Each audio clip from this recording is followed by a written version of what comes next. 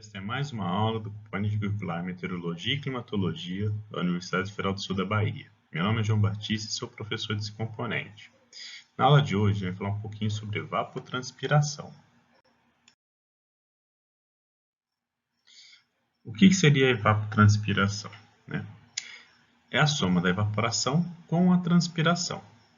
Então, a evaporação é um fenômeno físico, com a mudança da fase líquida da água para a parte de vapor, em condições naturais. Ele tem uma grande importância, esse processo, porque, primeiro, ele volta a grande quantidade de água da superfície para a atmosfera e ela transporta uma grande quantidade de calor para a atmosfera terrestre. Essa água que ela é perdida, ela precisa ser conhecida, principalmente do ponto de vista agrícola, porque ela precisa ser reposta para as plantas, para que as plantas possam se desenvolver. Tá bom? Para que ocorra, ou seja, essa transferência da água na superfície da Terra ou da água, uma superfície líquida para a atmosfera, a gente precisa de uma energia chamada calor latente, de vaporização. Então, ela é um calor que é necessário para transportar essa água para a atmosfera terrestre. O outro processo que nós conhecemos é a transpiração, que na verdade é a perda de água das plantas na forma de vapor, principalmente pelos estômatos das plantas. Como ocorre o processo? O processo ocorre por diferença de potencial que a água se encontra. Nós teremos maior quantidade de água no solo, então, tendo maior quantidade de água no solo, em relação às raízes das plantas, ou seja, a diferença de potencial aqui, nós temos menos 2, e 0 menos 3 é menos 2 na raiz das plantas, enquanto nós no solo temos menos 0,01 a 1,5, menos 1,5. Então, menor potencial, presta atenção que é negativo o potencial aqui, Então, a água por osmose vai do potencial menor para do maior para o menor, Então, a gente vai para o menor potencial de água aqui. E pela essa diferença de potencial, ou seja, das raízes vai para as folhas e das folhas para a atmosfera, onde tem o menor potencial, menos 50 aqui, megapascal. Então, por perda de potencial aqui, nós temos a transporte de água das plantas, Então, esse aqui é sempre o que faz a absorção da água e a transpiração das plantas aqui também. A soma desses dois fatores, porque é muito difícil saber o quanto que está perdendo de água de evaporação e quanto que se perde de água por transpiração, então nós denominamos evapotranspiração, ou seja, a soma desses dois processos. A soma desses dois processos de evaporação mais transpiração, nós teremos a evapotranspiração aqui. Transpiração das plantas mais a evaporação da água do solo aqui. Muito importante no processos, principalmente no manejo de irrigação, para saber fazer a suplementação da quantidade de água necessária a ser irrigada. Definições e importância da evapotranspiração. Como eu falei com vocês, a grande importância está ligada principalmente à questão de manejo da irrigação. Porque eu preciso saber a quantidade de água aplicada, porque se eu aplicar em excesso, eu posso causar problemas às plantas e ao solo, principalmente por causa de erosão, e a falta dela vai ter problemas nas culturas agrícolas, porque não vai desenvolver o potencial máximo disso. Tá bom? E as condições para que ela ocorra vai depender muito do tipo de vegetação, tamanho da área, a quantidade de água que já existe, bem como as características da cultura. Medidas utilizadas são milímetros por hora, milímetros por dia, milímetros por mês e milímetros por ano. Presta atenção que nós falamos em lâmina, muito parecido com a parte de precipitação também.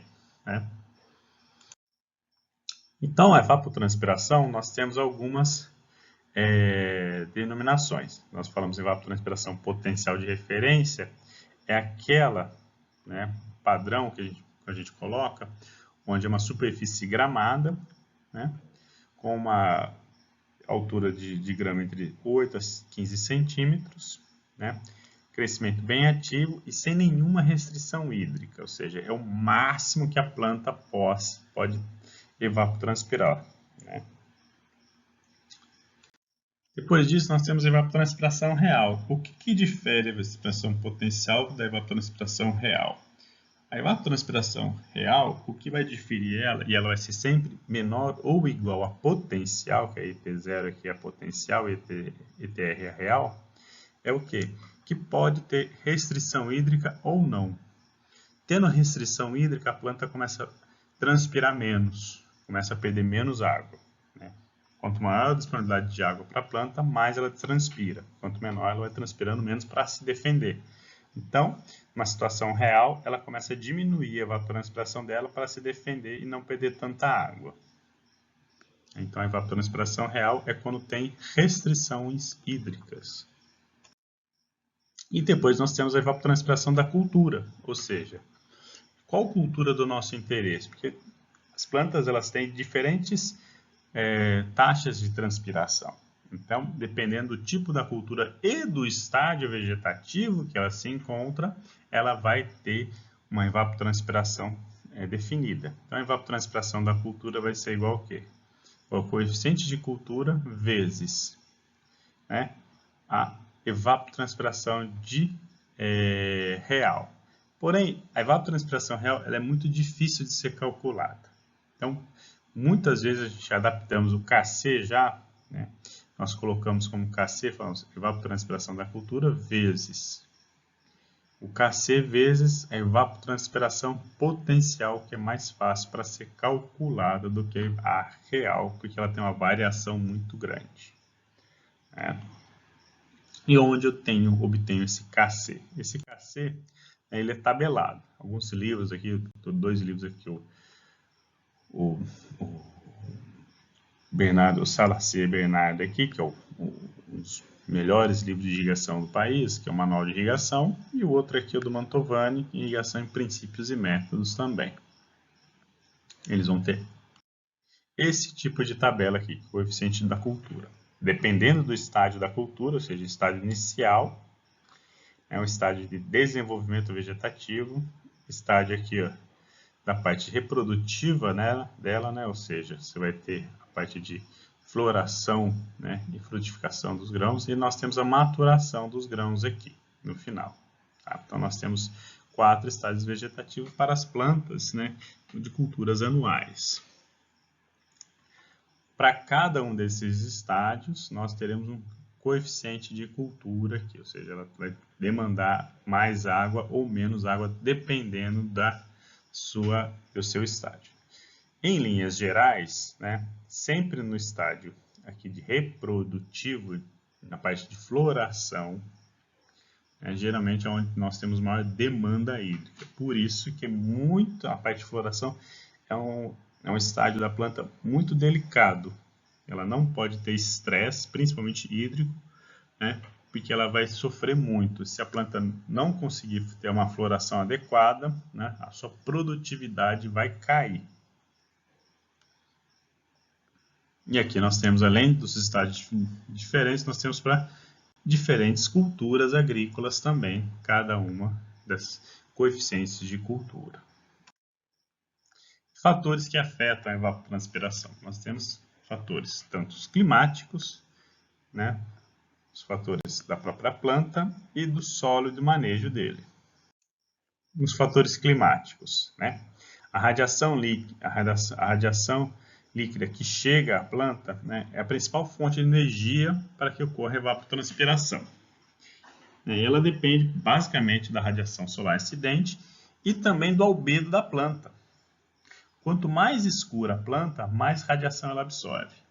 E isso aqui, as plantas elas desenvolveram muito bem. Uma planta muito bem adubada e muito saudável, ela vai ter uma folha verde escura, ou seja, ela vai absorver muita radiação.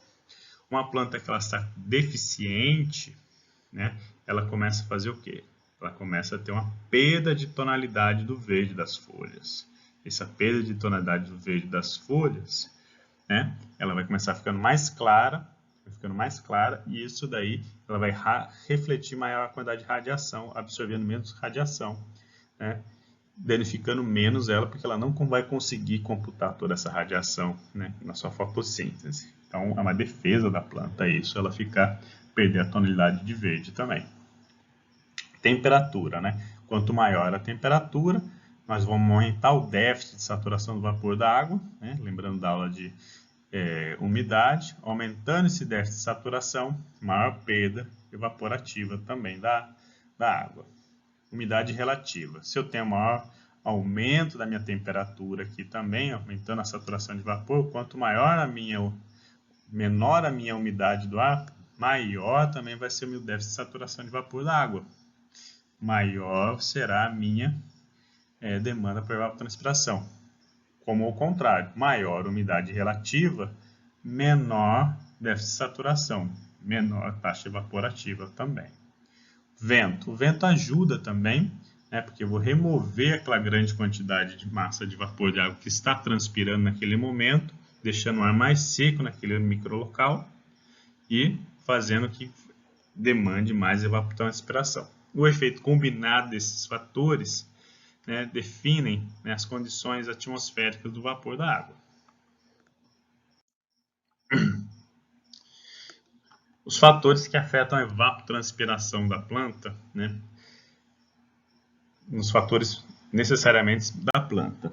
A arquitetura foliar é uma da espécie, ou seja, quando eu falo de planta, o tipo da folha, como é que ela é, o tamanho da folha, distribuições das folhas. Tá? O sistema radicular da planta, se ela tem maior profundidade ou menor profundidade, quantidade de estômatos distribuído por folha. Tá? O estágio de desenvolvimento da planta é muito importante para definir o índice de área foliar, ou seja, a quantidade de folhas que ela vai ter. Ou seja, maior quantidade de folhas, maior demanda por água. Coeficiente de reflexão, o albedo, que a gente acabou de falar na parte de fatores climáticos, ou seja, quanto maior o albedo da planta, maior a reflexão. Menor albedo, menor a reflexão, mais escura a minha planta, maior radiação absorvida, maior demanda evapotranspirativa. A altura da planta também, né? Plantas são mais altas e mais rugosidade, elas interagem mais com a atmosfera, exigindo maior energia e também aumentando essa evapotranspiração. Plantas mais altas sofrem mais com o vento, estão mais expostas à radiação, né? Então, necessariamente, elas aumentam a sua evapotranspiração. Manejo do solo, né? O espaçamento de densidade das plantas, né, numa cultura agrícola, ela vai resultar numa maior competição de água. Tá? Contudo, você também ter um maior espaçamento vai favorecer, se você não tiver vegetação entre as suas fileiras de plantas, favorece também a radiação direta no solo, que vai promover a maior taxa de evaporação do solo também. Tá? Então, por isso que o espaçamento ele tem que ser adequado para não ter perda de água, tanto por transpiração, nem tanto por evaporação da água aqui, né? E a orientação do plantio, principalmente com relação aos ventos, que vão extrair muita quantidade aí de água, né, por troca.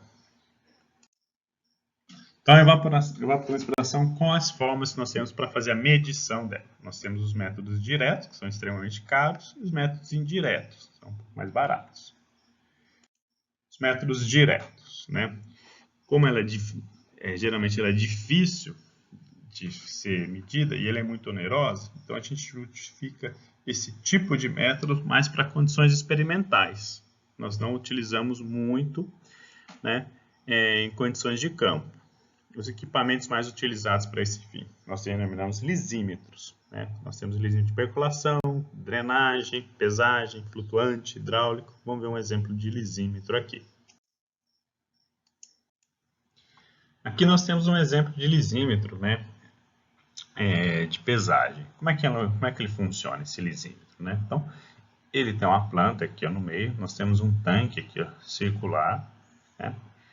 Aqui nós temos um corte, imagina um corte aqui, como é que funciona aqui. Então ele tem aqui a parte A, nós temos uma pesagem. Ele tem uma balança que vai pesar essa parte aqui. Então o que for perder de água, ou seja, o que está entrando de água, chuva, a gente consegue computar simplesmente com o pluviômetro, nós conseguimos calcular a quantidade de chuva que está chegando, então nós temos o peso da água, a irrigação que foi aplicada, se for o caso, nós temos um controle dessa quantidade de água, e nós queremos saber o que? A quantidade de saída, né?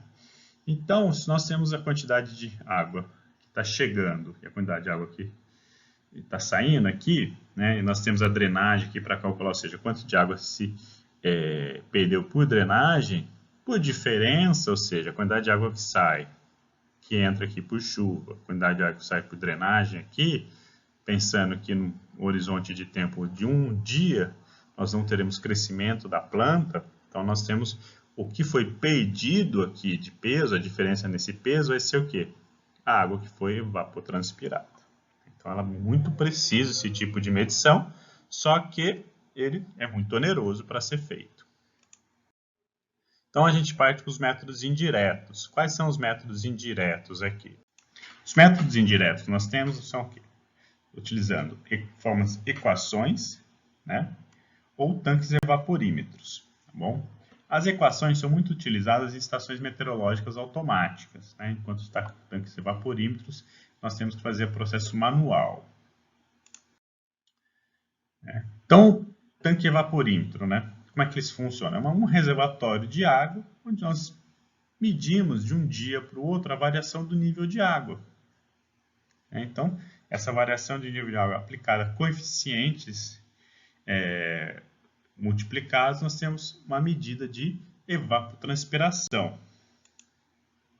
É bem fácil de ser utilizado, ou seja, ele é um tanque aqui, né? Nós medimos a quantidade, a variação de água que nós temos, aqui um tanque classe A, nós temos uma superfície líquida, nesse caso aqui, e de um dia para o outro vai abaixar a quantidade de água que tem aqui. Nós medimos por esse equipamento aqui, né? Ele tem um gancho, né? Com um micrômetro de precisão aqui, para saber a quantidade de água que foi perdida de um dia para o outro.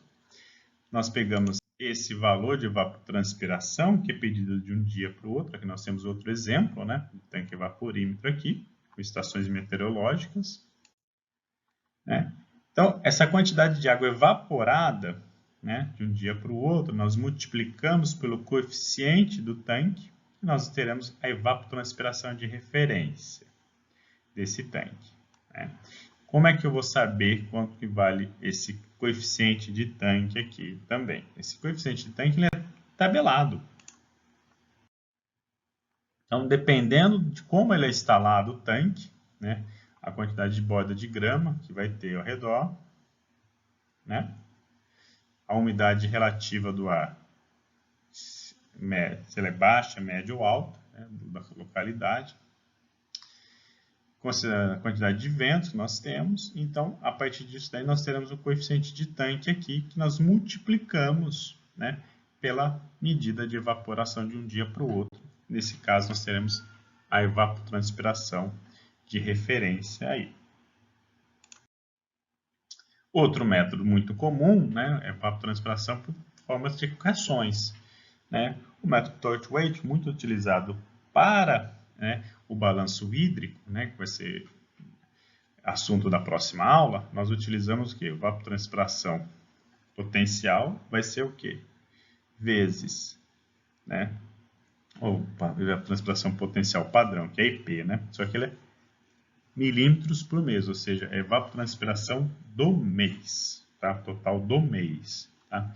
Calculado por essa equação aqui, vezes esse Tn dividido por I e A. Como é que eu calculo o Tn, o I e o A? Vamos lá. O Tn é a temperatura média do mês, ou seja, a temperatura média do mês aqui. O I, né? Como é que eu vou calcular o I? Então, o I vai ser o quê?